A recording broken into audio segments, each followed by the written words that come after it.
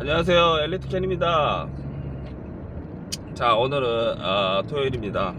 오늘 토요일이고 지금 골드코스트에서 브리즈번으로 이렇게 올라가고 있습니다. 오늘은 부동산의 건축의 여러 가지에 대해서 이제 말씀드릴 예정입니다. 지금 골코에서 브리즈번까지 가는데 1시간 정도 걸리기 때문에 좀 충분히 많은 양의 얘기를 할 수 있을 것 같습니다. 일단 무슨 얘기부터 하고 싶으냐면요. 일단은 집에 대해서, 건축에 대해서 일단 최근에 느낀 여러 가지 감상들이라든지 상황 이런 것들을 좀 말씀드릴게요. 예. 일단은 아파트에서 사시다가 주택으로 오시면 그게 이제 어떤 변화가 일어나는지 그거를 잘 모르시는 경우가 많아요. 안다고 해도 머리로 아는 거하고 몸으로 아는 거하고는 틀린 것 같습니다. 그래서 뭐가 변화가 있냐? 첫 번째는 아파트는 관리비 내는 게 돈이 아깝다라고 생각을 하시잖아요. 그렇지만 내가 특별히 쓰레기 버리는 거 이외에는 신경 쓸 게 없죠. 예. 그래서 사람은 항상 자기가 가지고 있고 자기가 혜택 받는 것은 생각을 안 해요. 반면에 자기가 이제 손실 보는 거라든지 자기가 불이익을 보는 거라든지 단점 이런 거는 항상 생각합니다. 그래서 아파트에 살 때는 항상 불만이 내가 이렇게 비싼 관리비를 왜 내야 되지? 쟤네들 하는 일도 별로 없어 보이는데. 예. 실제로 뭐 아파트 관리하시는 분들이 하는 일이 주택 관리하는 분보다는 적을 거라고 생각이 돼요. 그리고 어쨌든 뭐 그걸 업으로 하시는 분들이니까.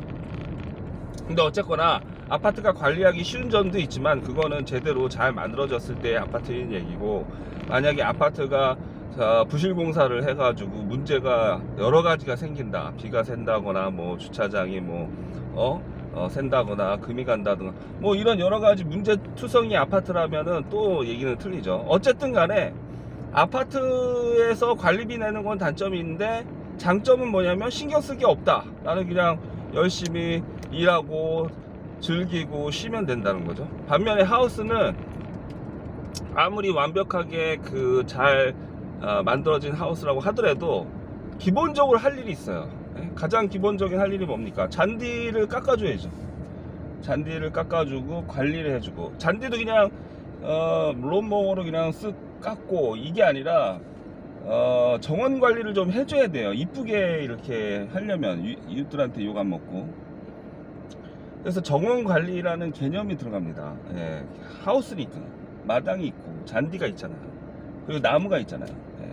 이 나무도 참 엄청난 잎이 떨어지는 그런 존재입니다. 그래서 나무라는 것 자체가, 나무가 있다는 것 자체가 관리를 해야 된다는 뜻이에요. 예, 나무가 무슨 그냥 숲속에 있는 나무처럼 내가 신경 전혀 안 써도 지가 알아서 잘 이렇게 있는 그런 게 아니라, 내 집에 있는 나무는 내가 뭐든지 다 신경을 써야 된다는 겁니다. 그래서 만약에 신경 쓰고 싶지 않으면 나무를 심지 마세요.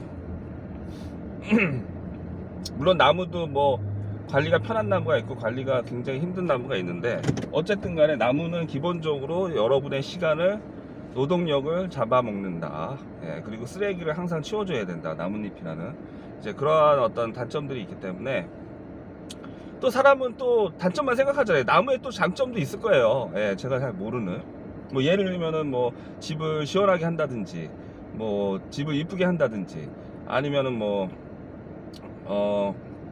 쓸데없는 잡초 같은 것들을 덜 자라게 한다든지. 예, 나무가 그늘지면 잡초 자라는 속도가 느립니다.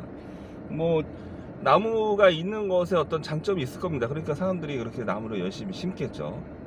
또 하나의 장점은 땅을 되게 든든하게 잡아줘요. 예, 그래서 여기 호주 퀸즐랜드 같은 경우는 기초 콘크리트 타설을 별로 안 하거든요. 옛날 집 같은 경우는. 최신 집들도 타설을 한국처럼 그렇게 50cm, 60cm 이렇게 안 합니다. 되게 얇게 하거든요. 그래서 땅이 막 흔들리고 땅이 이렇게 물러지면 집에 금이 갈 수가 있어요. 근데 나무를 곳곳에 심어 놓으면 땅을 꽉 잡아주기 때문에, 나무 뿌리가요. 그래서 굉장히 집안이 튼튼하게 되는 그런 장점이 있죠. 그래서 그 나무가 가지고 있는 분명히 장점이 있을 텐데, 그래서 많이들 나무를 심을 텐데, 근데 어쨌든 단점은 나무 관리를 해줘야 된다. 그 다음에 이제 만약에 수영장이 있다 그러면은 수영장 관리도 또 엄청나게 들어갑니다. 지금 저는 수영장 있는 집을 처음 사가지고 아직 적응을 못하고 있는데요. 수영장 관리를 제대로 배우셔야 됩니다. 그리고 수영장 관리를 일주일에 한 번 또는 2주일에 한 번 정도는 내가 직접 뭐 약품을 탄다든지 뭐 여러 가지 그 관리 그 노동을 투입을 해야 돼요. 그냥 뭐 알아서 풀은 깨끗하게 절대 아닙니다. 예, 다 관리를 해줘야 됩니다. 네, 그래서 만약에 게으른 사람이라고 한다면 풀장이 있는 집은 피하시는 거를 저는 좀 추천드립니다. 예, 뭐 아이들이 있다, 아이들이 있어도 뭐 아이들이 꼭 풀장에 놀라는 법은 없잖아요. 그래서 어쨌든 간에 내가 꼭 풀장이 있는 집을 원한다 라고 그러면 풀장이 있는 집을 선택하시고, 그게 아니라면 풀장 있는 집을 선택하지 마세요. 한국 문화하고 좀 틀립니다. 예, 호주 사람들은 되게 물을 좋아해서, 특히 골드코스트 같은 경우는 바닷가지 않습니까? 그래서 마린 라이프 스타일을 선호하는 사람들이 사는 곳이기 때문에 풀장이 있어야 수영 연습도 하고, 네네, 뭐 스쿠버 다이빙 연습도 하고 뭐 이렇게 연습을 하니까 필요할지 몰라도, 그런 게 아니라면은 풀장을 꼭 굳이 만들 필요가 있나라는 생각이 드네요. 그 다음에 또 이제 그 해충 문제, 뭐 바퀴벌레라든지 뭐 심지어는 뭐 모기, 그 다음에 쥐도 이렇게 나오거든요. 예, 그런 부분들을 또 해결할 수 있어야 됩니다. 일단은 방충망이 완벽하게 잘 돼야 되고요. 방충망이 또 시간이 지날수록 이렇게 구멍이 또 뚫리잖아요. 살다 보면. 방충망 구멍 뚫린 거를 또 보수를 해줘야 돼요. 그 구멍을 그대로 내버려두면 구멍을 통해서 나방, 나비, 모기 다 들어옵니다. 그리고 모기가 들어오기 시작하면은 온몸에 모기 자국이 이렇게 생기기 시작해요. 남자들도 온몸에 모기 자국이 있으면 사람들이 굉장히 안 좋게 봅니다. 하물며 뭐 여자들은 뭐 말할 필요도 없겠죠. 그래서 특히 여성분들은 이런 하우스에서 살 때는 그 방충망 확실하게 잘 되어 있는지, 그리고 주변에 동네에 어디 뭔가 이렇게 모기가 있는 동네가 있어요. 그거는 어떤 집이 뭐 우물 관리를 안 한다든가 뭐 아니면 어디인가 물이 고여 있다든가 뭐 이러면 모기들이 계속 돌아다니거든요. 그래서 좋은 동네를 가셔서 거기서 한 2-3시간 동안, 밤에, 모기는 특히 밤에 돌아다니기 때문에 낮에는 몰라요. 그래서 밤에 가서 한번 밖에서 뭐 커피를 한 잔 마셔보세요. 야외에서. 그러면은 모기가 바로 반응을 합니다. 모기가 많은 지역은 밖에서 한 30분, 1시간만 이렇게 커피 마시고 있으면은 막 물어요, 뭐가. 예. 모기도 있고 뭐 샌드플라이인지 뭔지 무슨 눈에 보이지도 않는 것들이 막 피부를 물어뜯습니다. 그래서 그런 것들이 이렇게 많은 동네는, 많은 집들은 좀 피하시는 게 좋습니다. 예. 뭐 전혀 없는 동네는 없을 거예요. 예. 모기라든지 뭐 샌드플라이 이런 것들이 전혀 없는, 특히 퀸즐랜드에서, 그 다음에 도시가 아닌 외곽에서 그런 그 나방이나 마비, 벌, 뭐 모기들이 전혀 없는 그런 동네는 없을 거라고 생각이 드는데, 그래도 관리가 잘 된 동네는 밖에서 커피 마시는 밤에 1-2시간 정도는 모기가 물지 않을 수가 있어요. 그 정도는 돼야 야외 생활이 가능한 거죠. 근데 나가자마자 뭐 10분, 30분 내로 모기가 뜨기 시작한다 이러면요, 야외 발코니, 테라스 이런 거 다 의미 없습니다. 네. 모기 때문에 나가서 사용할 수가 없어요.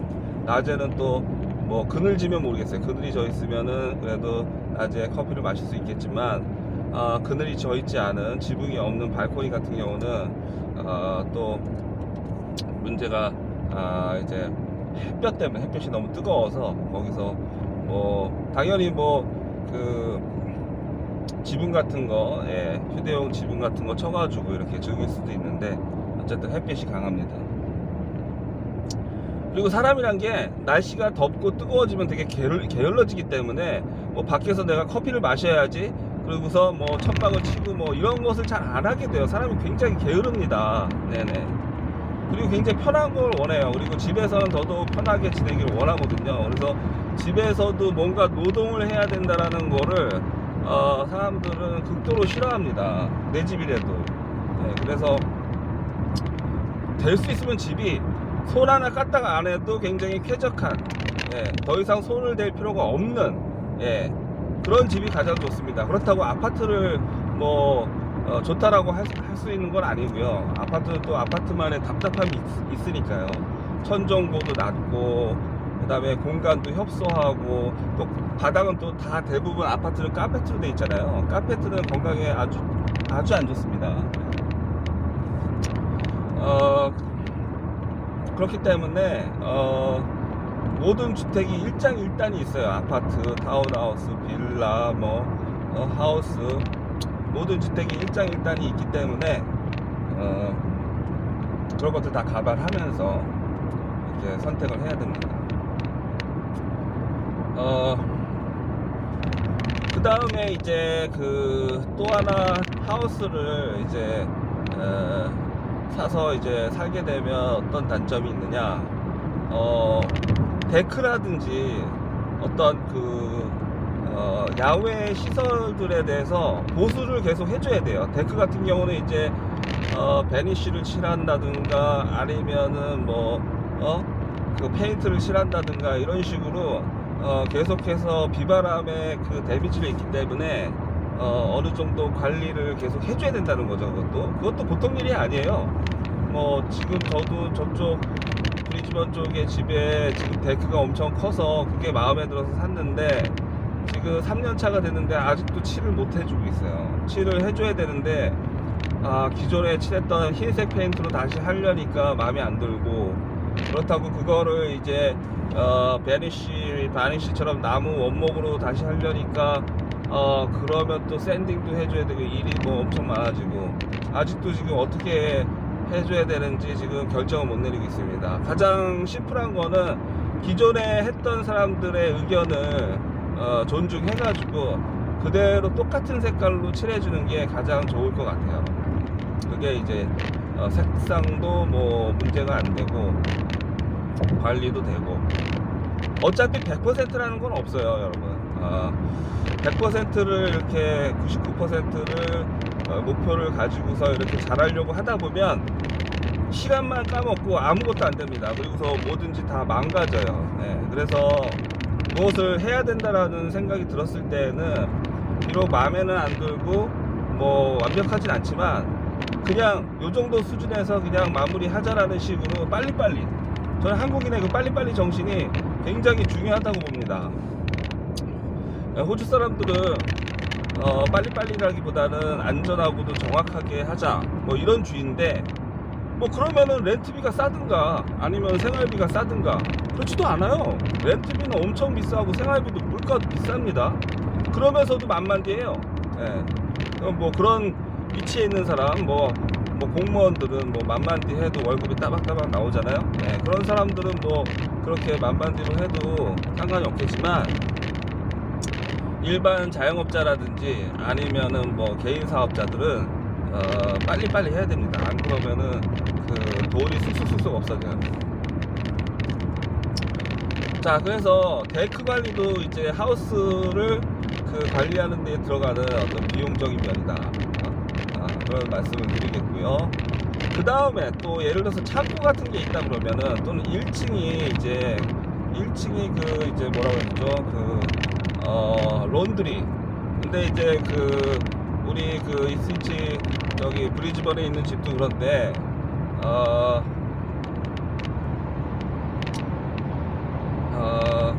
외부하고 퀸즐랜더들은 1층이 외부하고 이렇게 단절이 안 돼 있어요. 이렇게 바람이 숭숭숭숭 이렇게 드나들게 돼 있다는 거죠. 그래서 1층이 이제 층고가 높으면 창고나 론드리 세탁실로 사용을 하고요. 만약에 창고가 낮은 경우에는 거기는 뭐 그냥 아무것도 이제 활용을 못하고 그냥 배관이나 배선들만 지나가게끔 되어 있죠. 또 어쨌거나 그런 것들이 이유는 있어요. 그거를 바람이 통해야 나무가 썩지를 않습니다. 퀸즐랜드는 또 비가 자주 많이 오기 때문에 이 물이 환기가 안 되면 물이 습해지고 이렇게 그 공기가 안 통하면 썩습니다. 나무가. 나무가 썩으면은 뭐 집이 금방 이제 그 바스락거리게 되는 거죠. 그래서 요즘 퀸즐랜드에서는 퀸즐랜드 하우스를 더 이상 짓지를 않아요. 다 그 일반적인 그 벽돌조, 벽돌집을 짓고, 또는 이제 벽돌공이 이제 비쌀 경우에는 이제 콘크리트 타일 외벽 이런 식으로 일단은 목조 주택을 짓긴 하는데 외벽을 이제 벽돌이 아니라 콘크리트 타일 그런 걸로 이제 마감을 하죠. 그리고 가끔은 이제 그 요즘에 목재 가격이 비싸다 보니까 경량 철골조로 짓는 경우가 있습니다. 그리고 곳곳에 가끔 가다 보면은 튼튼하게 집을 지으려는 사람들은 H빔을 쓰기도 합니다. H빔을 써서 기둥과 볼을 H빔을 써가지고 올리기도 하거든요. 또 어떤 집들은 기둥은 H빔을 안 쓰고 보만 H빔을 쓰는 경우도 있어요. 그러면은 저희 브리즈번 집도 볼을 H빔으로 썼단 말이에요. 그러면은 당연히 수평은 굉장히 튼튼하긴 한데 기둥은 H빔이 아니야. 기둥은 경량 철골이야.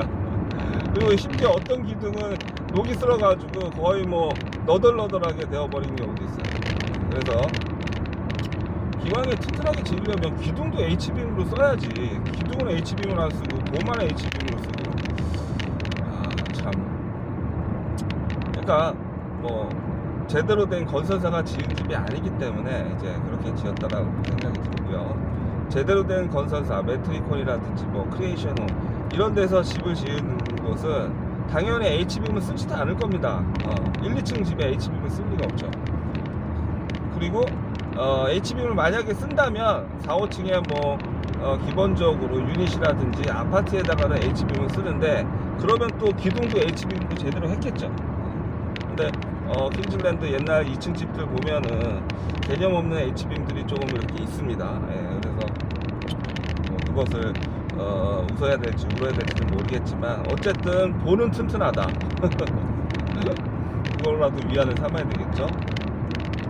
그리고 기둥 같은 경우는 또 나중에 보강이 돼요. 그러니까 그거가 꼭 이상하다라고 생각은 안 드는 게, 기둥이 예를 들어서 어디가 녹슬었다 그러면은 그 기둥을 대체하는 사이드 기둥을 또 하나 이렇게 만들어 가지고 이렇게 받쳐주면 되거든요. 그러니까 기둥은 리플레이스가 용이하다 또는 보강이 용이하다, 이렇게 말씀드릴 수가 있겠습니다. 그런데 볼은 일단 집 전체에 보가 한번 들어가면은 그걸 바꿀 수는 없어요. 볼을 바꿔버리면 집이 무너지니까. 그러니까 그런 의미에서는 보가 일단은 중요하니까 H빔으로 쓰고, 기둥이 예를 들어서 나중에 시간이 너무 오래 가가지고 이제 녹이 쓸었다 그러면은 기둥을 뭐 보강을 한다거나 바꿔주든가 이렇게 하면 될 거라고 생각을 한 것 같아요. 그러면 집을 100년 이상도 얼마든지 쓸 수 있다라고 보는 거죠. 지금 저희 집도 브리즈번 집은 지은 지 한 3-40년 됐고, 레노베이션을 한 15년 10년 전에 홍수 났을 때 레노베이션을 했고요. 그 다음에 골드코스트 집은 40년 된 집입니다. 동네에서 제일 오래된 집이고, 40년 된 집이라서 마감재라든지 자재는 되게 굉장히 그 올드 스타일, 지저분하고 좀 더티하고 뭐 먼지가 있고 뭐 그런 자재이기 때문에 고급스러운 느낌은 안 들어요. 이제 그거를 지금 제가 하나씩 바꿔 나가고 있는 중이고요. 그래서 그 하우스 관리에 있어서 데크가 또 하나 중요한 부분이고, 그 다음에 1층에 그 이제 창고 같은 공간을 주기적으로 이렇게 물 청소라든지 이런 걸 해줘야 돼요. 왜냐면은 바람이 숭숭 들어오기 때문에 먼지들이 엄청나게 쌓입니다. 먼지들이 그래서 거기에 예를 들어서 어떤 물건이 있으면요, 오히려 쉐드에 있는 물건은 먼지가 안 묻고 깨끗해요. 쉐드는 이렇게 밀폐되어 있으니까, 막혀 있으니까. 습기만 좀 이제 문제가 되고, 쉐드는 또 공기가 아주 안 통하는 건 아니니까요. 또 그런데 이제 그 1층에 이제 그 세탁실에 있는 공간에 있는 물건들은 먼지가 수북히 쌓여 있게 됩니다. 바람이 불기 때문에. 그리고 그 바람이 이 하늘은 맑고 깨끗하잖아요. 그런데 곳곳에 나뭇잎이 이렇게 수북이 쌓여 있기 때문에 나뭇잎이 또 오래되면은 이게 바스라지면서 흙이 되잖아요. 그러니까 흙먼지는 많이 또 날려요. 낙엽이 많이 있기 때문에. 그래서 그 흙먼지들이 이제 곳곳에 날리기 때문에 그런 1층의 그런 공간에다가는 물건을 뭐 좋은 물건을 그렇게 놓으면 안 되고, 또 그런 공간에서 만약에 생활을 한다 그러면 청소를 주기적으로 해줘야 됩니다. 네. 그래서 이제 뭐 그런 공간도 의미가 있어요. 무슨 여러 가지 뭐 빗자루라든지 이런 것들을 놓을 수 있는 공간이 되니까 없는 것보다는 훨씬 좋은데, 기왕이면은 어떤 공간을, 그래서 호주에서는 집 가치를 평가할 때 인테리어 에어리어라고, 인터널 에어리어라고 그러죠. 인터널 에어리어하고 익스터널 에어리어가 그걸 구분을 짓습니다. 그래서 인터널 에어리어가 얼마만큼 크냐, 이거에 맞춰서 집의 크기를 감안한다는 거죠. 기초적으로는 뭐 2베드냐 3베드냐 4베드냐 이런 걸로 구분을 할 수 있지만, 아무리 4베드라고 하더라도 인터널 에어리어가 예를 들어서 300에 육박한다 그러면 그런 거는 5베드로 봐줍니다. 또는 5베드로 인정할 수가 있어요. 네. 그 정도 300 스퀘어 정도 되는 인터널 에어리어를 가지고 있으면 5베드룸은 충분히 만들 수가 있거든요. 그래서 이제 그 베드룸 수도 중요하지만 그거보다 더 중요한 거는 인터널 에어리어의 크기다. 네. 그래서 그런 것들도 상식적으로 좀 알아두시면 좋을 것 같고요. 그래서 근데 세탁실 같은 경우는 2층 집에 1층에 있는 세탁실 같은 경우는 비록 외부하고 이렇게 공기가 통하게끔 되어 있긴 하지만 그거는 또 인터널 에어리어로 봐요. 네, 그걸 익스터널 에어리어로 보지는 않는 것 같아요. 그러나 그런 거는 약간 좀 속으면 안 돼요. 그걸 안전한 인터널 에어리어로 보시면 안 되고, 실질적으로는 익스터널 에어리어에 더 가깝다. 밀폐가 안 돼 있으면요. 그러니까 지프록이라든지 이런 걸로 벽이 확실하게 만들어져 있지 않으면 그거는 인터널 에어리어가 아니라 익스터널 에어리어다. 그렇게 정리를 해 두시기 바랍니다. 그 다음에 또 집을 관리하는데 어떤 게 있을까요? 그 다음에는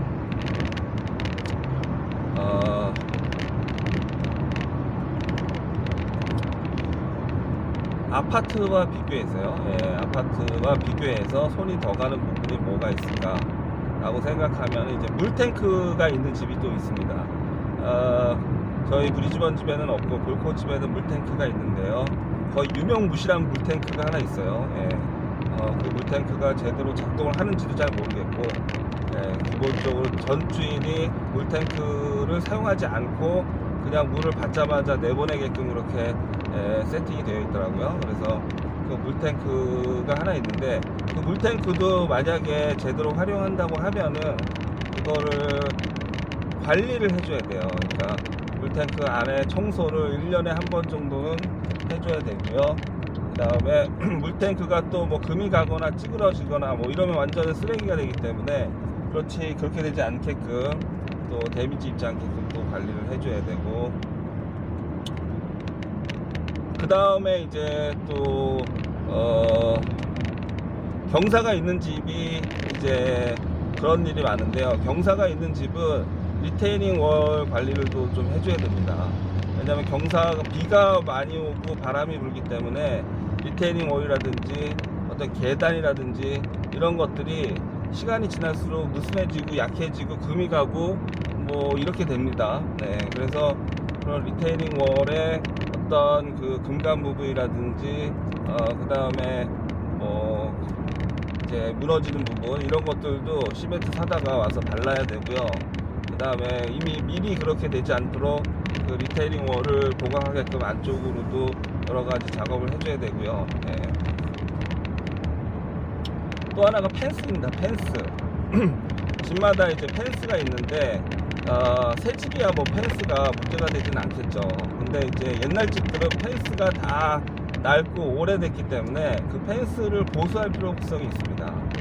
뭐 완전히 무너질 때까지 신경을 안 쓰겠다 해도 상관은 없어요. 그렇지만 나중에 집을 팔 때 또는 나중에 말하자면 펜스가 더 무너져서 더 큰 비용이 들기 전에 펜스를 수리를 해주든가 아니면 관리를 해줘야 된다는 거죠. 네, 틈틈이 시간 날 때마다.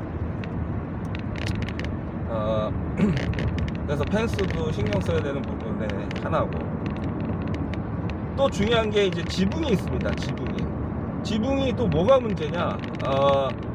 그 퀸즐랜드에서는 이제 뭐 시드니도 마찬가지지만 가끔 우박이 내려요. 헤일스톰이라고 하는 우박이 내리는데, 이 우박이 가끔가다 엄청나게 큰 게 내립니다.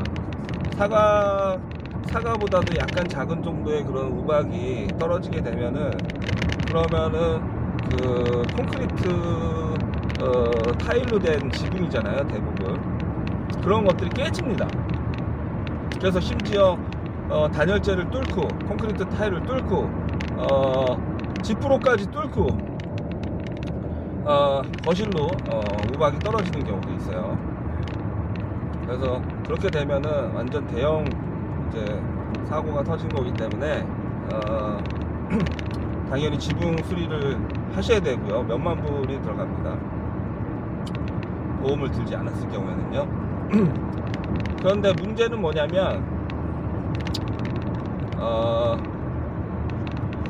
이 콘크리트 타일이라는 게 여기서 퀸즐랜드에서는 전문가의 말을 따르면 수명이 10년 정도밖에 안 된다는 거예요. 그게 왜 그러냐? 여기 퀸즐랜드의 태양이 굉장히 강렬합니다. 태양빛이.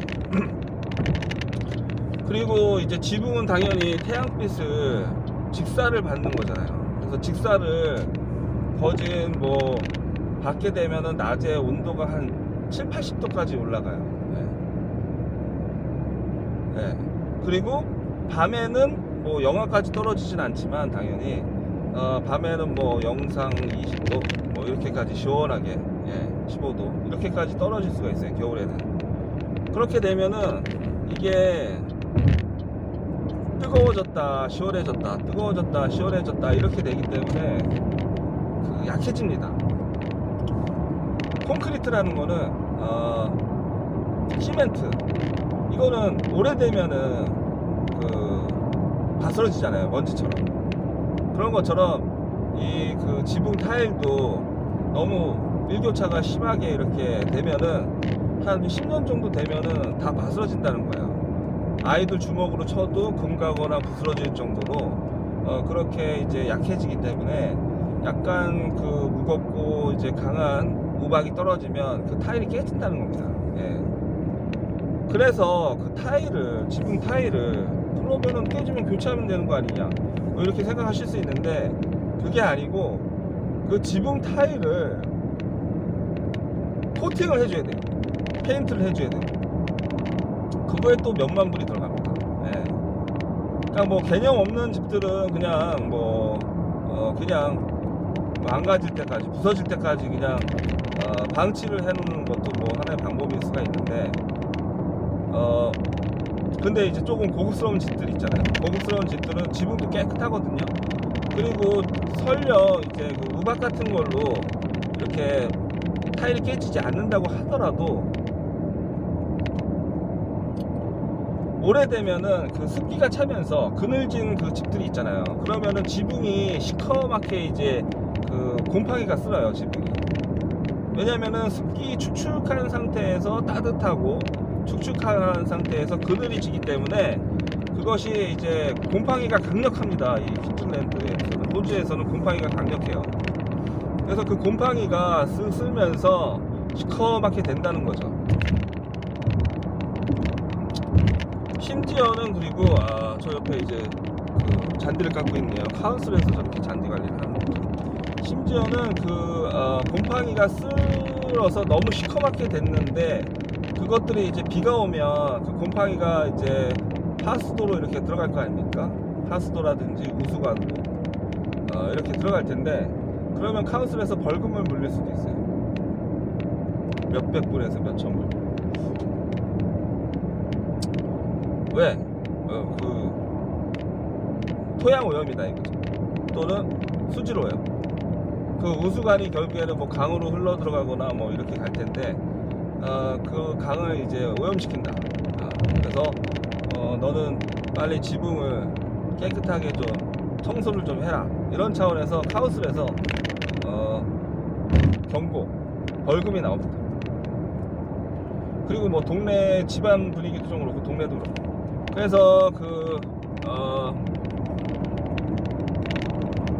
될 수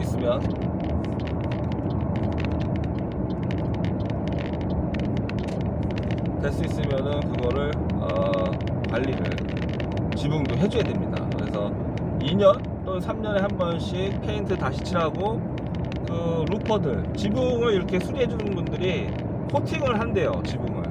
그러면은 그 콘크리트 타일의 강도가 당연히 코팅이 들어가니까 핸드폰 이제 코팅 입히는 것처럼 훨씬 강도가 강해지고, 웬만한 헤일이 와도 깨지지가 않고, 그리고 뭐 비도 잘 이제 방수도 더 잘 되겠죠. 그래서 그런 루프 작업을 그렇게 이제 한다고 합니다. 그래서 하우스를 이제 내가 보유하고 하우스에서 산다는 거는 끊임없이 무언가를 집에다가 노동을 투입을 해줘야 된다는 거예요. 그걸 의미하는 거예요. 그래서 그거를 이제 하는 방식은 두 가지가 있어요. 돈으로 전문가들을 고용해 가지고 돈으로 해결하는 방식이 있고, 아니면 내가 웬만한 건 직접 내가 하는 방식이 있죠. 저는 이제 후자 쪽을 지금 하려고 하고 있습니다. 돈이 별로 없기 때문에. 아울러, 그리고 저는 집을 제대로 공부하겠다라고 하는 사람이니까 제가 직접 한번 해봐야 되는 거죠. 그래서 이런 것들이 집을 이제 사기 전에는 알 수가 없는 것들이에요. 아파트에만 사시다가 집을 이제 사시면은 뭐 야, 이쁘고 좋은 집, 나는 드디어 이제 홈오너가 됐고 나는 드림홈을 갖게 됐다, 아 좋아라, 이걸로 끝나는 게 아니라는 거예요. 그 집을 유지 보수 관리하기 위해서 지속적인 비용과 에너지, 그 다음에 시간이 들어간다는 거죠. 아파트에서는 전혀 경험해보지 못한 그런 것들이 들어간다는 겁니다. 그래서 저도 집을 갖게 되면서 알게 된 것 같아요. 솔직히 렌트하는 사람들도 알 수가 없어요, 그런 거를. 왜냐면 렌트비만 내는데 헉헉대지, 집이 어떤 문제가 생기는 거는, 예를 들어서 집안에 물이 새기 전까지는 관심 대상이 아니에요. 잔디 정도는 뭐 자기가 깎아줘야 되겠죠, 세입자도. 근데 그거 이외에 뭐 펜스가 뭐 고장난다든가, 뭐 수도가 고장난다든가, 뭐 아니면 뭐 지붕이 뭐가 문제가 있다든가, 모든 어떤 집 관련 그 문제들은, 그건 세입자하고는 상관없는 문제예요. 집주인의 문제죠. 자, 그런 관점에서 이 집주인이 된다는 거는 단순히 뭐 사람들은 항상 그러죠. 세입자일 때는 집주인이었으면 좋겠다. 그리고 세입자가 아닌 쉐어를 사시는 분들은 내가 렌트를 직접 하면 좋겠다, 뭐 이런 식으로 다들 남의 팔자를 부러워들 하는데, 사실은 별로 부러워할 필요 없어요. 그 사람도 그 사람들만의 고충이 있습니다. 이 세상에 공짜는 없거든요. 자, 그래서 집을 이제 소유하거나 보유하거나 이제 또는 이제 관리하게 되면은 부닥치는 문제들, 그런 것들을 쭉 열거해봤습니다. 이거 말고도 또 있을 거예요. 뭐 전등이 뭐 툭하면은 이제 나간다든가 뭐 이런 거. 그 다음에 뭐 우편물, 이런 거는 뭐 상관없는 건가. 어쨌든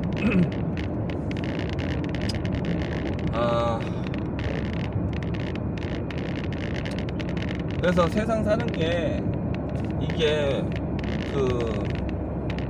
품격 있는 삶을 산다는 게 결코 쉬운 게 아닙니다. 여러분들 뭐 나의 꿈은 소박하다. 그래서 뭐 나는 뭐 내가 욕심이 있는 게 아니라 그냥 집 한 채에 우리 가족 뭐 3인이든 4인이든 가족 단란하게 회사 다니면서 월급 받아서 그걸로 아이들 교육시키고 그냥 뭐 하우스에서 그렇게 여가 생활도 즐기면서 뭐 이렇게 나는 살고 싶고 살련다.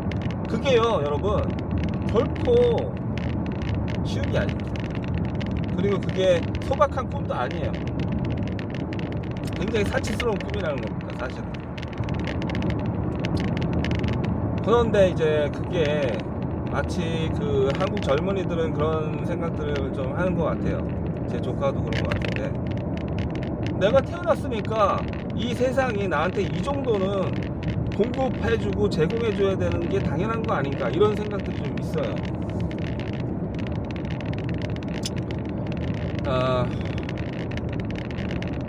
어떤 면에서는 맞는 얘기일 수도 있는데 어떤 면에서는 세상에 대해서 세상의 이치를 전혀 모른다라고도 할 수 있죠. 왜 그러냐면 좋습니다. 내가 어떤 것들을 당연하다라고 주장하고 생각하는 건 자기 자유예요.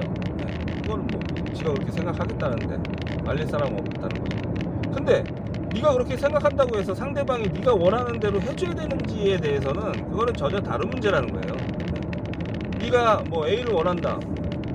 그래, 원할 수 있어. 근데 내가 너한테 A를 해줘야 되나? 내가 왜? 이렇게 질문이 들어가면 답이 안 나오는 거죠. 예를 들면 기본소득 같은 것도 그런 문제에 해당될 수가 있어요. 나라라면은 나라나 국가가 나의 생존을 보장해 줘야 된다. 그러니까 나한테 매달 100만원씩 줘야 된다. 근데 여러분 나라라는 거는 어떤 뭐 말하자면은 의무감이 있는 존재가 아니에요. 그냥 나라라는 거는 법적인 그냥 가상의 어떤 집단 체제일 뿐이에요. 그러니까 집단이라는 거죠. 구체적으로 말하자면은 나를 포함한 모든 내 주변의 집단이 국가이고 정부인 거예요. 그러면 내가 무엇을 바랄 수는 있어. 그걸 내가 바란다고 해서 나를 포함한 다른 많은 사람들이 나한테 그렇게 해줄 의무는 없는 거죠. 그 사람도 똑같이 바랄 테니까 야 차라리 네가 나한테 그렇게 해줘라. 기본소득을 내가 원한다면 누군가가 기본소득을 줘야 될 거 아니에요. 그러면은 기본소득을 주는 존재는 납세자가 줘야 되겠죠. 어쨌든 그러면은 딴 사람도 그렇게 얘기하겠죠. 야 네가 나한테 기본소득 줘라. 네가 세금 내가지고 나한테 기본소득 줘라. 나도 일 안 하려다. 뭐 이렇게 되는 거예요. 사회가 전반적으로 다들 일 안 하고 놀면서 기본소득 받으려고 하겠죠. 자, 그래서 이거는 우주 원리 법칙에 기반해서 생각을 해야지 어떤 자기의 바람이 뭐 어떤 천부적인 권리를 가지고 태어난 게 아니에요. 어쨌든 간에 그런 얘기를 하다 보면 또 얘기가 길어지니까. 그래서 하우스에서 어쨌든 행복한 패밀리를 유지하면서 산다는 거는 결코 쉬운 일이 아니다. 설령 이 호주에 사는 사람들조차도 뭐 멋진 집에 멋진 직업에 자녀들도 있어요. 그런데 지들끼리 싸우고 이혼해.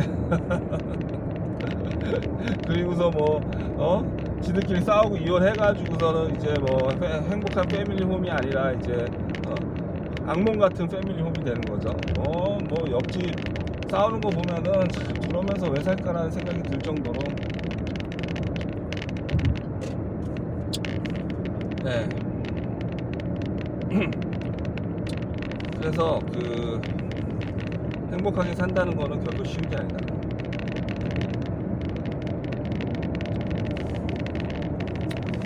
그리고 집도 잘 관리를 해줘야 된다. 그리고 여러분 집을 관리하기에 앞서 이제 너무 얘기가 또 넓어지네. 그것까지는 제가 얘기하고 싶지 않지만 간단히 1, 2분만 말씀드리면, 일단 확실한 자기만의 전문 직업이 있어야 돼요. 그러니까 자기가 남들 평균만큼은 또는 평균에 약간 좀 더 많이 버는 정도로 확실한 기술과 직업이 있어야 그래야 이제 자기의 생활비를 자기가 댈 수가 있고, 자기의 생활비를 자기가 댈 수 있어야 집도 제대로 전문가의 힘을 빌려서 고치고, 처자식한테 용돈도 주고, 그 다음에 자기 용돈도 쓰고, 저축도 하고, 미래도 대비하고, 뭐 이런 것들이 다 되는 거죠.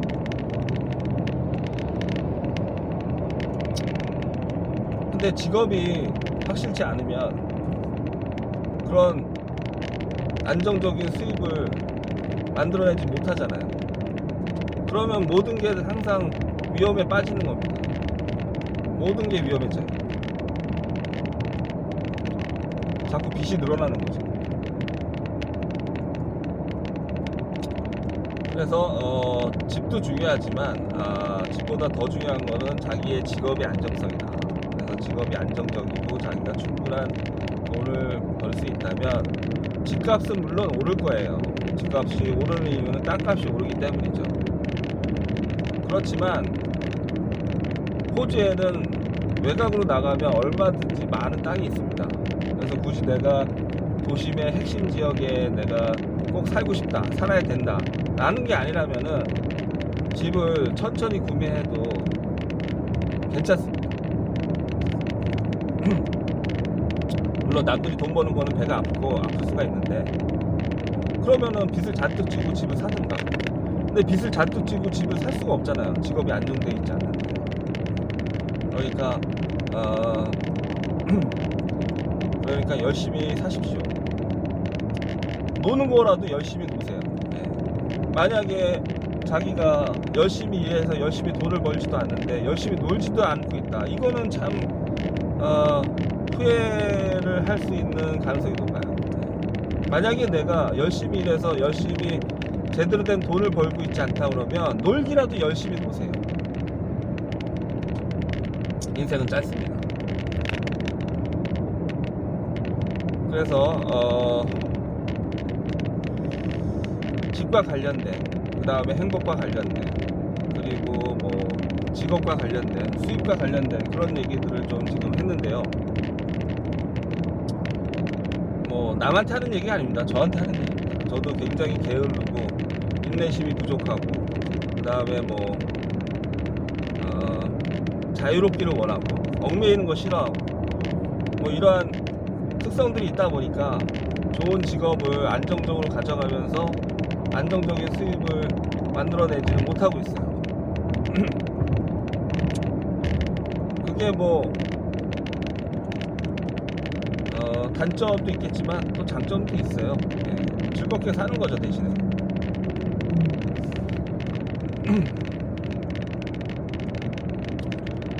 그래서 중요한 거는 자기가 자이든 타이든 어떤 선택을 하게 된 거거든요. 결과적으로 보면 내가 이거를 원해서 한 거다. 대부분은 그럴 경우가 많아요. 자기도 인지하거나 인정하지 않을 수 있지만 어쨌든 자기가 무의식적으로나마 이거를 원한 거예요. 그래서 이렇게 살고 있는 거예요. 또 반대로 자기의 의도는 아니지만 뭐 집이 가난해서 뭐 아니면은 뭐 부모님이 원해서 나는 이렇게 살고 있다, 그죠? 네. 어쨌든 자의는 아니지만 타인에 의해서 어떤 선택을 했다 라고 한다면 그 선택의 좋은 점을 보시라, 장점을 보시고 그 장점과 좋은 점을 극대화하면서 사시라는 말씀이죠. 왜냐면 모든 선택은 다 장단점이 있기 때문에, 집을 가진 사람은 집을 가진 것에 장점이 있는 거고, 집이 없는 사람은 집이 없는 것에 또 장점이 있어요. 저처럼 뭐 집 고치는데 그렇게 신경 쓸 필요가 없잖아요. 돈 버는데 집중할 수가 있죠. 그래서 남의 처지나 남의 상황을 너무 막연하게 부러워하지 말고 자기의 선택, 자기의 상황, 자기의 처지에 대해서 긍정적인 부분, 장점인 부분, 좋은 점들, 이런 것들을 제대로 파악하고 감사하고, 그리고 그것을 만끽해라. 그리고 최대한 그러한 것의 장점을 극대화할 수 있는 방향으로 더더욱 제대로 된 선택을 해가지고 더 멋있는 삶을, 만족스러운, 후회되지 않는 삶을 사시라는 말씀이죠.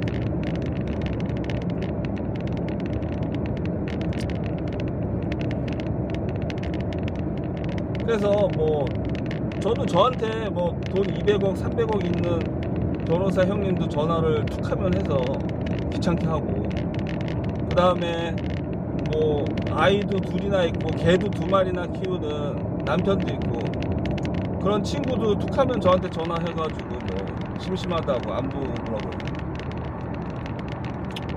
뭐 고객도 가끔 저한테 전화를 하고요. 여러 사람들이 저한테 전화를 하는데 저는 정작 다른 사람들한테 전화를 할 필요성을 별로 못 느껴요. 왜냐면 내가 해야 될 일이 너무 많고 놓을 것도 많아. 그래서 하루가 24시간이 너무 부족해. 시간이 너무 빨리 지나가요. 이게 노는 거의 단점이야. 뭔가 재밌게 살면은 시간 하루가 너무 금방 가.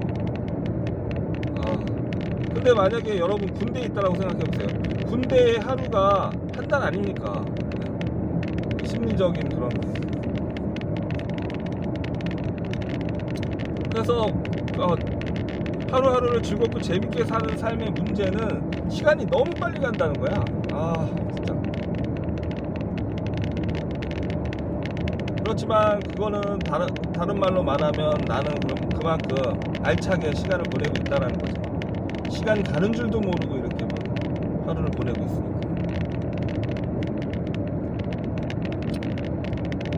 그래서 뭐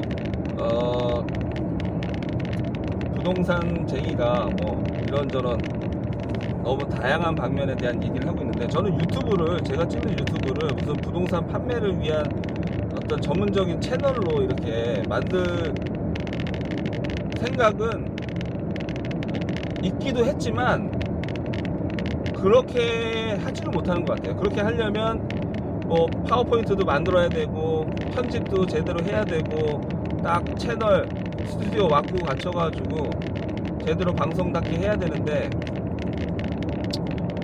그럴 어떤 여력이 없어요. 시간적으로나 정신적으로나 육체적으로나. 또 그러기에는 또 할 얘기가 너무 많어. 그렇게 파워포인트 해가지고서 뭔가를 이렇게 준비해가지고 방송을 하기에는 할 얘기가 지금 너무 많습니다. 제가 뭐 게임도 하면서 이제 배우는 것들도 이제 방송을 좀 하긴 하는데, 그거는 개인 방송이죠. 여러분들을 위해서 이제 만든 방송은 아니고, 제가 나중에 이제 소장 목적으로 이렇게 방송을 해서 유튜브에다 저장을 해놓는 건데, 거기에서도 게임하면서 말들이 많어. 참 생각이 많은 사람이에요, 저는. 게임하면서 배우는 것들도 다 거기다가 기록을 하고, 이런 거는 내가 현실에서 적용해 봐야 되겠다, 이런 거는 내가 현실에서 고쳐봐야 되겠다, 이거는 내가 정말 잘못 생각하는 거구나, 이거는 내가 정말로 착각하고 있는 거구나, 뭐 이런 것들을 많이 배웁니다, 여러분.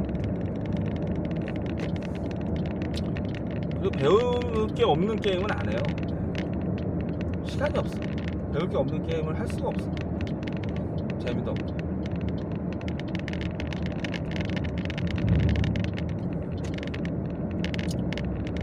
자, 어쨌든 간에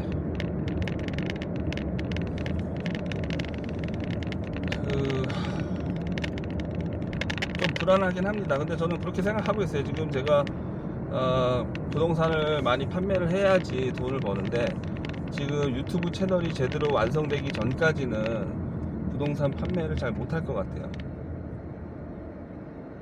누가 나한테 뭐 물건 팔아달라고, 지금 뭐 집을 팔아달라고 맡기는 사람이 많은 것도 아니고. 그리고 지금 퀸즐랜드 같은 경우는 집값이 오른다라고들 생각을 하니까 집주인들이 집을 안 팔아요. 그리고 나름대로 뭐 돈 벌 때가 많다 보니까 뭐 우버를 하더라도 돈을 벌고, 트럭 운전을 해도 돈을 벌고, 뭐 포크리프트 뭐 자격증만 있어도 뭐 물류 창고에서 뭐 할 일이 많다고 하니까 집을 팔 이유가 별로 없는 거예요. 그러니까 지금 집을 파는 사람들은 엄청나게 이제 큰 시세 차익을 이제 먹겠다라고 파는 사람이거나, 옛날 집 같은 경우는 아니면 뭐 건설사에서 팔거나.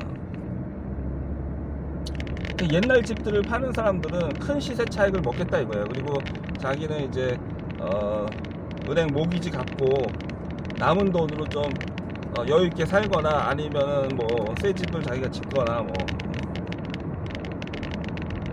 퀸즐랜드에 이제 좋은 동네가 많으니까 비싼 브리즈번이나 골드코스트 떠나서 퀸즐랜드 북쪽으로 가서 자기는 바닷가에서 뭐 럭셔리하게 유유자적하게 살겠다 뭐 이런 분들이 집을 파는 거죠. 심지어 다주택자도 안 팔아. 집이 5채 10채 있는 사람도 안 팔아. 그러니 지금 집을 파는 사람이 많지 않다는 거예요. 살려는 사람 많은 거예요. 가격이 오르고 있지. 근데 여러분 그 시골에 가서 사는 거는 저도 되게 그 도시를 싫어하는 사람이라서 시골에 가서 살기를 바라고 시골에 갈 계획도 있는데 그거는 누구 말대로 반반 양다리 전략을 추천을 하더군요. 그러니까 도시에 있는 집을 완전히 팔고 시골에 가지 마라. 왜냐, 시골집은 렌트하는 게 좋다. 절대로 사지 마라. 왜냐면 팔기 힘듭니다. 시골에 있는 집들은 저도 이번에 경험을 해봤지만 시골도 아니에요. 여기 그 브리즈번에서 1시간 반 정도? 그 정도 거리에 있는 집인데도 불구하고 안 팔립니다. 물론 헐값에 내놓으면 팔리죠. 근데 사람 심리가 헐값에 내놓을 수가 없잖아요. 남들은 막 2배 올라가지고서 2배 이상의 막 집을 팔고 있는데 자기는 2배가 아니라 20%, 30% 정도도 못 올리는 거야. 그 정도만 올려도 안 산대 사람들. 그러니까 에이씨 안 팔고 만다 이 자식아. 뭐 이러면서 이제 안 파는 거죠. 그러면서 안 파는 거야. 자, 오늘은 잔디를 깎아야 되기 때문에